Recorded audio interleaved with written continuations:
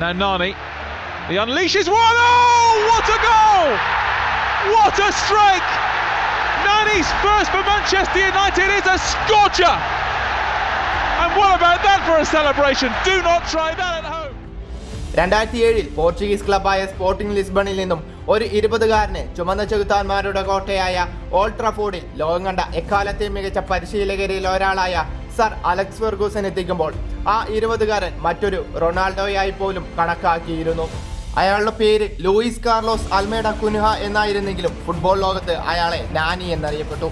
ഫുട്ബോളിൽ തൻ്റെതായ സ്ഥാനം ഉയർത്തിയെടുക്കാനുള്ള കരുത്ത് ആ കാലുകൾക്കുണ്ടായിരുന്നെങ്കിലും എന്തൊക്കെയോ കാരണങ്ങളാൽ സാധിക്കാതെ പോയ ഒരു അധ്യായമായിരുന്നു ലൂയിസ് നാനിയുടേത്. 2007 യുണൈറ്റഡിലെത്തുമ്പോൾ ഫെർഗൂസന്റെ ആ തീരുമാനത്തിനെതിരെ നെറ്റിച്ചുളിച്ചവർ കുറച്ചൊന്നുമല്ല. എന്നാൽ യുണൈറ്റഡിലെ പ്രകടനം കൊണ്ട് നാനി അതിനെല്ലാം മറുപടി നൽകി.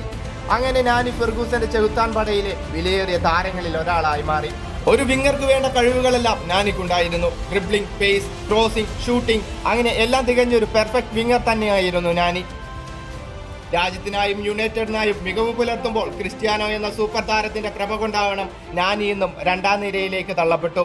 2009 ക്രിസ്ത്യാനോ റൊണാൾഡോ റയൽ മാഡ്രിഡിലേക്ക് ചേക്കേറിയതോടെയാണ് നാനിയിലെ യഥാർത്ഥ കളിക്കാരനെ ഫുട്ബോൾ ലോകം കണ്ടത്.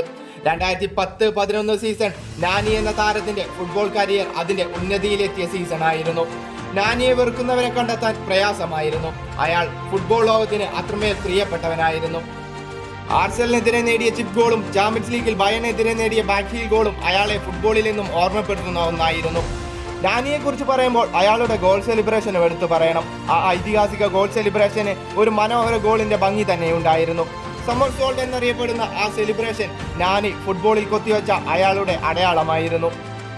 പോർച്ചുഗലിനായും നാനി മികച്ച പ്രകടനമാണ് കാഴ്ചവെച്ചത്. 2016 പോർച്ചുഗൽ യൂറോ കപ്പ് സ്വന്തമാക്കുമ്പോൾ നാനി ഒരു പ്രധാന ഘടകമായിരുന്നു.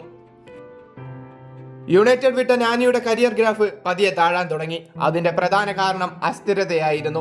പല കളിയിലും മികച്ച പ്രകടനം പുറത്തെടുക്കാൻ കഴിയാതെ പോയ നാനിക്ക് പക്ഷേ അയാളുടേതായ ദിവസങ്ങളിൽ അയാളെ തടയാൻ എതിർ ടീം വളരെ കഷ്ടപ്പെട്ടിരുന്നു.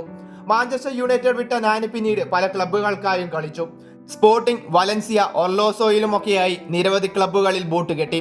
ഇപ്പോൾ 38-ാം വയസ്സിൽ പോർച്ചുഗീസ് ക്ലബ്ബായ എസ്ട്രേലോ അമഡോറയിൽ നാനി തന്റെ ഫുട്ബോൾ ജീവിതത്തിന് വിരാമമിടുകയും ചെയ്തിരിക്കുകയാണ്.